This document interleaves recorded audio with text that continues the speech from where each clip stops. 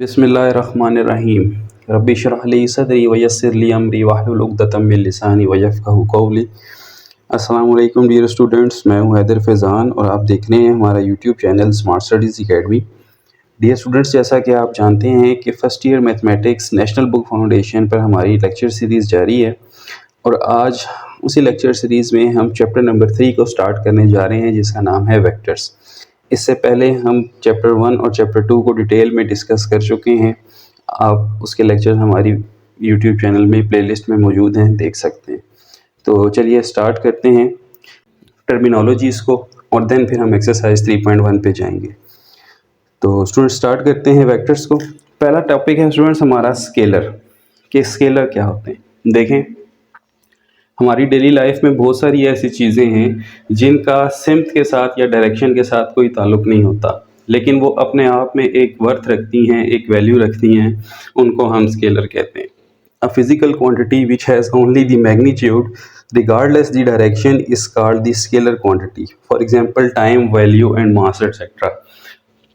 Magnitude क्या होता है स्टूडेंट्स? मैग्नीट्यूड हमारे पास किसी भी फिजिकल क्वांटिटी की लेंथ को कंसीडर किया जाता है कि कोई भी चीज़ या कोई भी फिजिकल क्वांटिटी कितनी लेंथ रखती है, दैट इज़ इट्स मैग्नीट्यूड।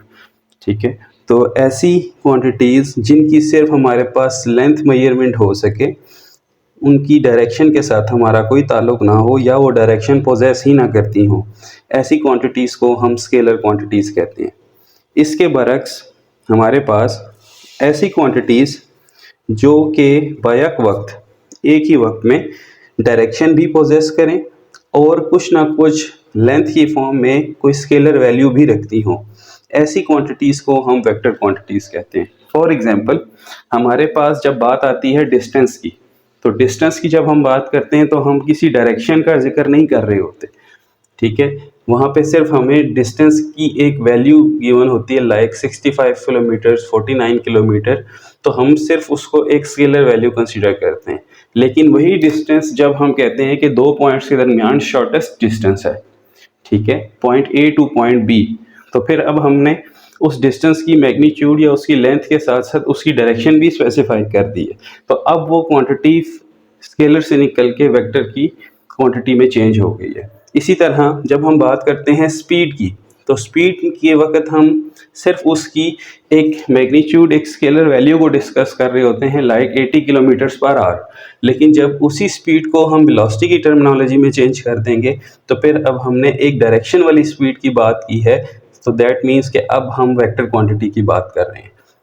ठीक है स्टूडेंट्स, तो a physical quantity which has the magnitude and direction is known as the vector quantity. For example, force, displacement and velocity etc.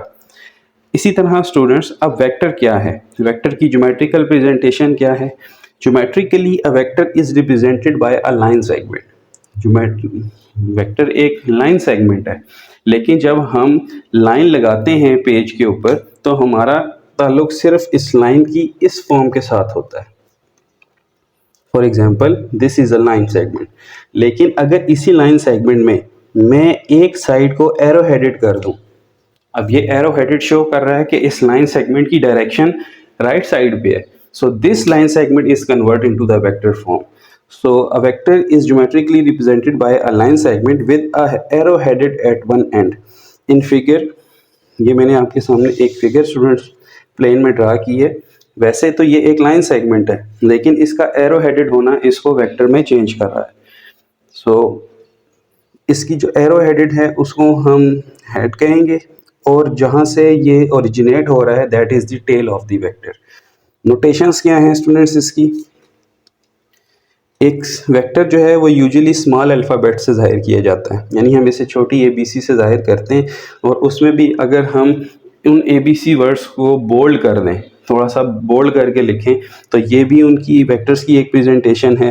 कुछ ऑथर्स या कुछ writers जो हैं वो वेक्टर के ऊपर एक स्मॉल एरो यूज़ करते हैं, तो दैट्स ओके। जिस तरह मैट्रिक्स को किसी कैपिटल अल्फ़ाबेट से डिनोट किया जाता है, इसी तरह वेक्टर को हम स्मॉल ABC से डिनोट करते हैं।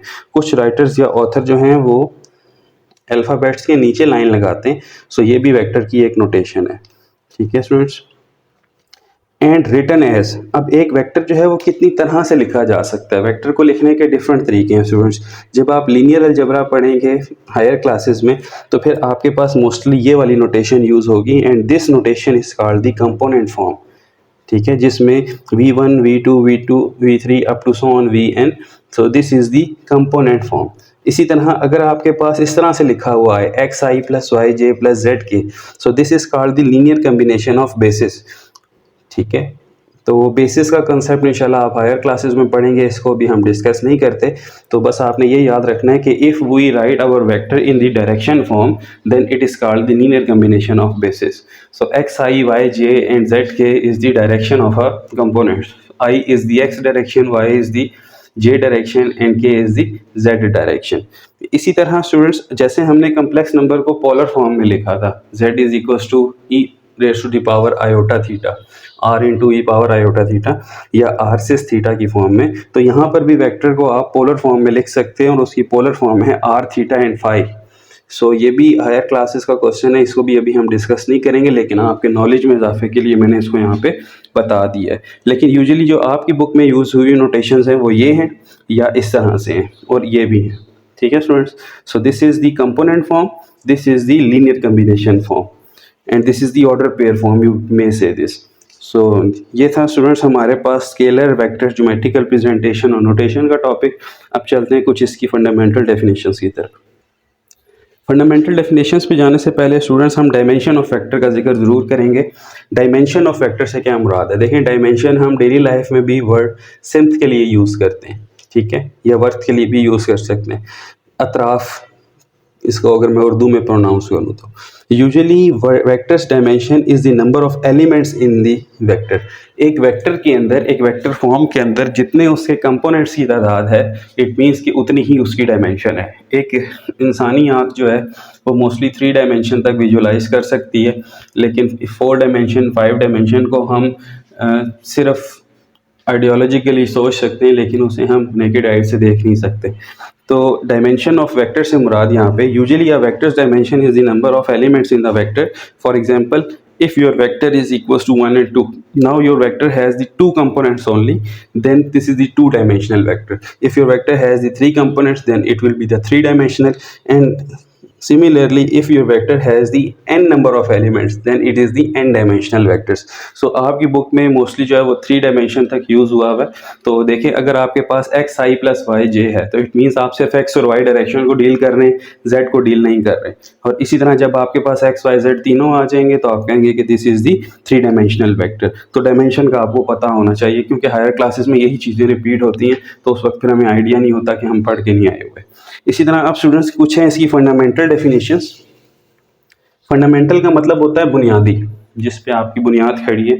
सबसे पहली चीज़ है स्टूडेंट्स पोजीशन वेक्टर। ये वर्ड आपको बार बार सुनने को मिलेगा।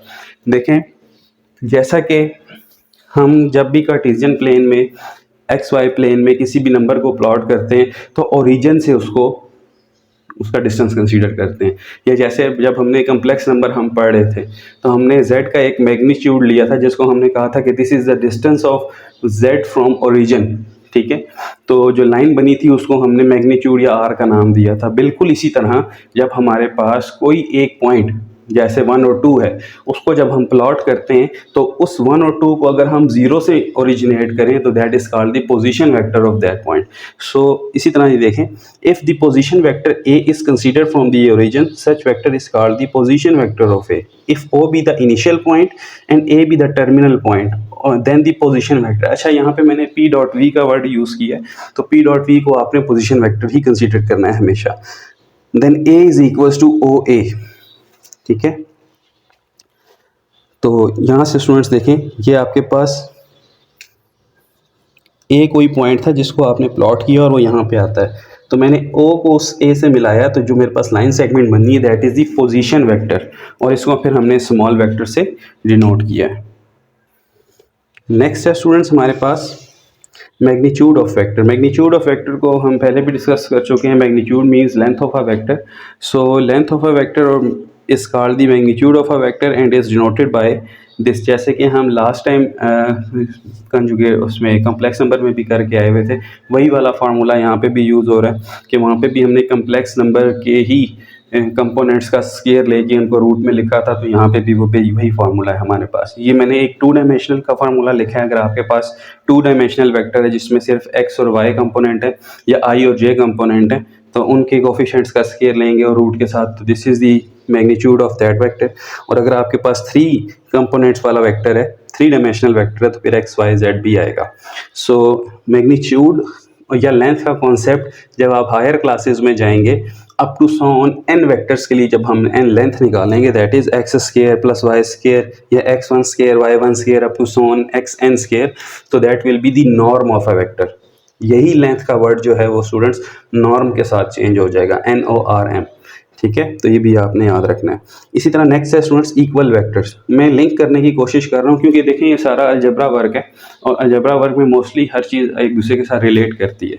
इक्वल वेक्टर्स, जैसे हमने वहाँ पे इक्वल कम्प्लेक्स नंबर लिए थे कि 2 कम्प्लेक्स नंबर तब तक इक्वल नहीं हो सकते जब तक उनका x कंपोनेंट x के इक्वल और y कंपोनेंट y के इक्वल ना हो। तो यहाँ पे भी यही है कि 2 वेक्टर्स तब तक इक्वल नहीं हो सकते जब तक उनकी डायरेक्शन और उनका मैग्नीट्यूड सेम ना हो।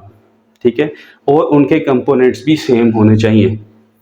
ठीक है, यानी कि एक का x कंपोनेंट दूसरे के x कंपोनेंट के इक्वल हो, एक का मैग्नीट्यूड दूसरे के मैग्नीट्यूड के इक्वल हो, एक की डायरेक्शन दूसरे की डायरेक्शन के इक्वल हो। So then we can say that these 2 vectors are the equal vectors. जी स्टूडेंट, नेक्स्ट है हमारे पास नेगेटिव वेक्टर।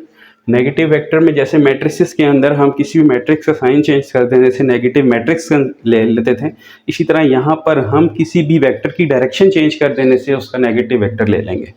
कि vector having the same magnitude, ऐसे वेक्टर्स जिनका मैग्नीट्यूड तो सेम है। अब मैग्नीट्यूड सेम क्यों आता है? देखें स्टूडेंट्स, मैं आपके सामने 2 वेक्टर्स लिखता हूँ। एक वेक्टर v1 में लिख रहा हूँ 1,1 और दूसरा मैं लिख रहा हूँ v2 इज इक्वल टू -1,-1।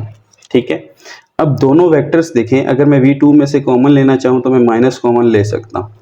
सही है, अब v1 जो है वो पॉजिटिव है और v2 जो है वो नेगेटिव है, लेकिन जब मैं दोनों की मैग्नीट्यूड निकालूंगा तो दोनों की मैग्नीट्यूड मेरे पास 2 ही आएगी, √2। क्यों? क्योंकि मैग्नीट्यूड तो लेंथ है और लेंथ कभी भी नेगेटिव नहीं हो सकती।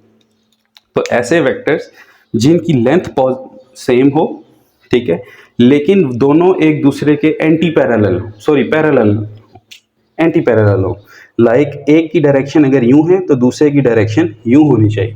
तो जैसा कि यहाँ पे दिया हुआ है, अब ए आपके पास 1,1 है और नेगेटिव ए आपके पास नेगेटिव ऑफ ए 1,1 है, तो इट मीन्स हैं दोनों एक दूसरे की ऑपोजिट डायरेक्शन में, लेकिन दोनों की मैग्नीट्यूड सेम होगी, क्योंकि मैग्नीट्यूड में तो स्केयर्स इन्वॉल्व होते हैं और स्केयर किसी भी नेगेटिव को पॉजिटिव कर देते हैं। तो ऐसे वेक्टर्स जिनकी डायरेक्शन एक दूसरे के पैरेलल ना हो, सेम ना हो, लेकिन उनका मैग्नीट्यूड इक्वल हो, तो ऐसे वेक्टर्स को हम नेगेटिव वेक्टर्स कहते हैं। नेक्स्ट है स्टूडेंट्स हमारे पास जीरो वेक्टर, नल वेक्टर और पॉइंट वेक्टर। जैसा कि हमारे पास मैट्रिसेस के अंदर एक मैट्रिक्स ऐसा था जिसके सारे के सारे एलिमेंट जीरो थे, उसको हमने जीरो मैट्रिक्स का। फिर इसी तरह कम्प्लेक्स नंबर में ऐसा कम्प्लेक्स नंबर जिसका एक्स और वाई कंपोनेंट जीरो हो, उसको हमने जीरो कम्प्लेक्स नंबर कहा या आइडेंटिटी कहा, एडिटिव आइडेंटिटी। इसी तरह वेक्टर्स के अंदर बच्चों आपके पास ऐसा वेक्टर जिसकी मैग्नीट्यूड आपके पास जीरो हो और जिसका इनिशियल और टर्मिनल पॉइंट कोइंसाइड हो जाए, यानी कि जो उसका इनिशियल है वही उसका टर्मिनल पॉइंट है। तो सोचें ज़रा माइंड में कि ऐसा कौन सा वेक्टर होगा जिसका स्टार्टिंग पॉइंट भी 1 हो और एंडिंग पॉइंट भी 1 हो। तो वो वेक्टर आपके पास ये होगा स्टूडेंट्स, ये दिस इज द पॉइंट। अब ये पॉइंट ही आपके पास ऐसा एक वेक्टर है जिसमें आपके पास इनिशियल और टर्मिनल पॉइंट इक्वल है। ठीक है, जैसे सर्कल के अंदर हम कहते हैं कि ऐसा सर्कल जिसका रेडियस 0 हो। अब ऐसा सर्कल जिसका रेडियस 0 हो जाए, सेंटर से लेके तमाम पॉइंट्स तक का डिस्टेंस 0 हो, यानी डिस्टेंस हो ही ना, तो फिर उसको हम पॉइंट सर्कल कहते हैं। इसी तरह यहाँ पर ऐसा वेक्टर जिसका इनिशियल और टर्मिनल पॉइंट कोइंसाइड हो जाए, so that will be the zero vector, null vector और द पॉइंट वेक्टर। ठीक है, तो a vector in which whose initial and terminal point coincide, then the length of vector is zero length. Such vector is called the zero null vector or point vector and is denoted by bold O. इसको आप bold O से भी denote कर सकते हैं या O के ऊपर प्राइम लगाकर भी यूज़ कर सकते हैं, और इसको आप 0i, 0j, 0k up to सो इस तरह से लिख सकते हैं। नेक्स्ट है students unit vector. Unit vector हमारे पास एक ऐसा वेक्टर है जिसकी डायरेक्शन जो है वो हमारे पास वेक्टर ए की सिम्प में ही होती है, लेकिन उसकी मैग्नीट्यूड 1 होती है। A vector in the direction of the vector A with the magnitude 1 is called the unit vector of A. किसी भी हर वेक्टर अपने साथ एक यूनिट वेक्टर रखता है। अगर हम उस वेक्टर के कंपोनेंट्स को उसी के मैग्नीट्यूड पर डिवाइड कर दें तो हमारे पास एक नया वेक्टर आ जाता है। ठीक है, फॉर एग्जाम्पल मेरे पास एक वेक्टर था v इज इक्वल्स टू, मैं एक वेक्टर v लेता हूँ 2i प्लस जे। ठीक है स्टूडेंट्स, इसकी मैग्नीट्यूड लेता हूँ तो v की मैग्नीट्यूड मेरे पास आ जाएगी 4 + 1 दैट इज 5। अब मैं इसी v के हर कंपोनेंट को यानी 2 को भी डिवाइड करता हूँ 5 के साथ, j को भी डिवाइड करता हूँ 5 के साथ, तो ये जो नया वेक्टर बना है ये मेरे पास इस v का यूनिट वेक्टर होगा और इसको हम v कैप से डिनोट करेंगे। यानी कि ये मेरे पास v वेक्टर था और ये मेरे पास उसी वेक्टर का यूनिट वेक्टर है। कैसे निकाला है? इसी वेक्टर को इसी के मैग्नीट्यूड पे डिवाइड कर दिया। तो ये फार्मूला स्टूडेंट्स यूनिट वेक्टर का, कि किसी भी वेक्टर का अगर आपने यूनिट वेक्टर निकालना है तो आप उस वेक्टर के कंपोनेंट्स को उसी के मैग्नीट्यूड पे डिवाइड करेंगे। नेक्स्ट है स्टूडेंट्स हमारे पास पैरेलल वेक्टर्स। पैरेलल वेक्टर्स क्या होते हैं? पैरेलल वेक्टर्स हमारे पास ऐसे वेक्टर्स होते हैं जो कि एक दूसरे का स्केलर मल्टीपल होते हैं। ये बड़ी इंपॉर्टेंट डेफिनेशन है, बहुत सारे क्वेश्चंस में यूज़ हो रही है। एक दूसरे का स्केलर मल्टीपल होने से मुराद क्या है? चले मैं आगे इसको मैंने लिखा हुआ एग्जांपल में वहाँ डिस्कस करते हैं। कहते हैं for non zero vectors A and B, आपके पास दो वेक्टर्स हैं जो कि नॉन जीरो है, जीरो वेक्टर्स की बात नहीं हो रही।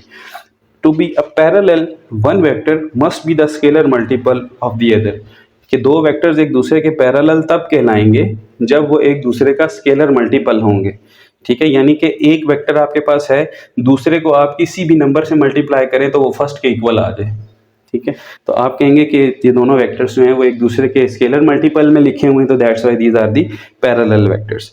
अच्छा, कहता है इफ जिस नंबर से आप मल्टीप्लाई करवा रहे हैं, पहले मैं एग्जांपल डिस्कस करता हूँ फिर इन दो लाइंस को डिस्कस करूंगा। ये मैंने एक वेक्टर लिखा है आपके पास ए है हमारे पास 6i + 3j और b मैंने लिखा है 2i + j। ज़रा दोनों को देखिए कुछ वक्त के लिए, क्या इन दोनों को हम एक दूसरे की मल्टीपल में लिख सकते हैं? बिल्कुल लिख सकते हैं। अगर मैं a वेक्टर में से 3 कॉमन ले लूँ तो मेरे पास क्या बन जाएगा? 2i + j, और 2i + j इटसेल्फ किसके इक्वल है? b के। तो इसका मतलब एक रिलेशन डेवलप हो गया कि vector a is equal to 3 times vector b। Vector A is equals to 3 times of vector B. Now we can say that A is equals to 3B and this is the condition A is equals to lambda times B where lambda is equals to 3. अब यहाँ पर जो vector A है उसको हम अगर 3 से multiply करें, सॉरी वेक्टर B को अगर हम 3 से मल्टीप्लाई करें तो वो A बन जाता है। देखें ये B है, इसको 3 से मल्टीप्लाई करें तो ये क्या बन जाएगा? A बन जाएगा। So A can be written in the form of lambda B। So अब यहाँ पर जो आपके पास लैम्डा की वैल्यू है 3, वो पॉजिटिव है। अगर पॉजिटिव नंबर आए, ठीक है, यानी पॉजिटिव नंबर से मल्टीप्लाई होके ये दोनों वेक्टर्स एक दूसरे के इक्वल हो रहे हों, तो हम कहेंगे कि ये वेक्टर्स एक दूसरे के पैरेलल हैं और सेम डायरेक्शन में है। लेकिन ऐसा भी हो सकता है कि किसी नंबर को हम नेगेटिव नंबर कॉमन लेने से दूसरे के इक्वल ला रहे हों। फॉर एग्जाम्पल अगर मैं इसी क्वेश्चन को यूँ लिखूँ कि a को मैंने कंसीडर किया है -6i - 3j। अब स्टूडेंट्स a में से अगर मैं माइनस का 3 कॉमन लेता हूं तो मेरे पास बनता है 2i + j। ठीक है, तो अब देखें और ये बनेगा a is equals to -3 times, ये चीज़ किसके इक्वल है? b के इक्वल है। तो ये रिलेशन बना a is equals to -3 times b।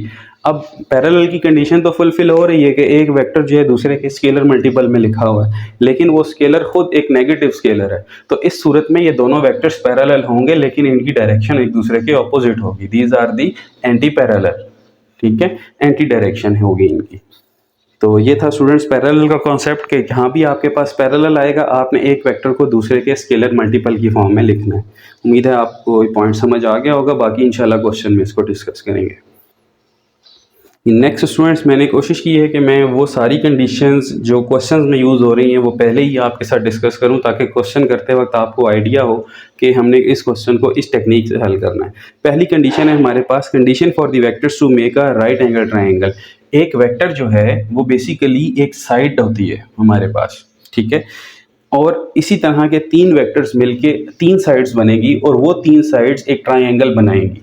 अब वो ट्राइंगल राइट एंगल ट्राइंगल हो सकती है, वो ट्राइंगल इक्विलेटरल ट्राइंगल हो सकती है, वो ट्राइंगल आपके पास आइसोसेलेस या सिलाइन ट्राइंगल हो सकती है। 4 ट्राइंगल्स की फॉर्म है हमारे पास।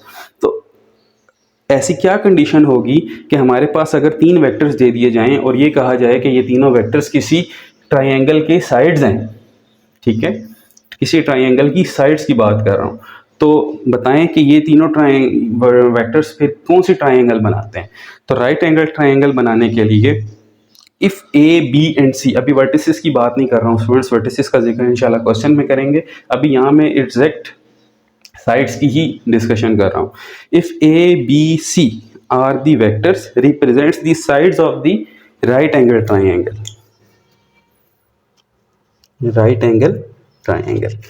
If A, B, C are 3 vectors represents the sides of the triangle, right angle triangle, then they will possess this condition कि किसी भी, यानी कि उस पर आप ये कह सकते हैं कि पाइथागोरस थ्योरम होल्ड होता हो। राइट एंगल ट्राइंगल के ऊपर हमारा पाइथागोरस थ्योरम होल्ड होता है।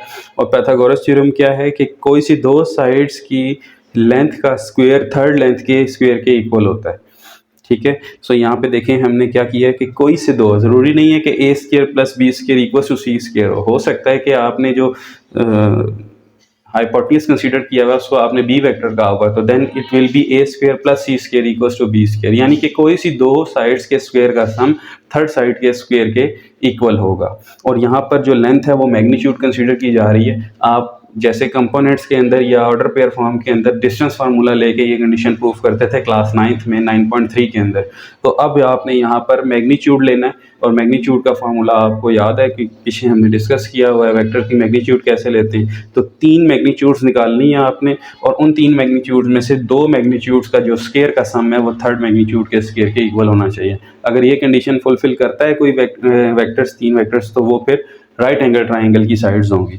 इसी तरह condition for the vectors to make equilateral triangle. देखें स्टूडेंट्स, इक्विलेटरल ट्राइंगल हमारे पास कौन सी होती है? ऐसी ट्राइंगल होती है जिसकी तीनों साइड्स हमारे पास इक्वल होती हैं। तो जब हम यही क्वेश्चन 9th क्लास में करते थे तो वहाँ पे हम तीनों साइड्स का डिस्टेंस निकालते थे, ठीक है, और वो डिस्टेंस तीनों वर्टिसेस का डिस्टेंस निकाल के हम कहते थे कि ये इक्विलेटरल ट्राइंगल है। लेकिन यहाँ पे हम क्या करेंगे, if A B C are the 3 vectors presents the sides of the equilateral triangle, then their magnitude will be the same. तो इन तीनों की मैग्नीट्यूड हमारे पास सेम होनी चाहिए। सारी बात है, तीनों साइड्स हैं, तीनों साइड्स की मैग्नीट्यूड का मतलब तीनों साइड्स की लेंथ है, और तीनों साइड्स की लेंथ अगर इक्वल होंगी तो वो ट्राइंगल फिर इक्विलेटरल ट्राइंगल होगी। तो बाकी 2 ट्राइंगल्स का मैंने अभी तक जिक्र नहीं देखा आपकी बुक में, अगर हुआ तो उनकी भी कंडीशंस हम डिस्कस करेंगे। सो ये था स्टूडेंट्स कुछ बेसिक सी समरी। सो उम्मीद है आपको ये समझ आई होगी। अब आप 3.1 के क्वेश्चंस को सॉल्व कर सकते हैं। चलें स्टार्ट करते हैं एक्सरसाइज 3.1 क्वेश्चन 1 को।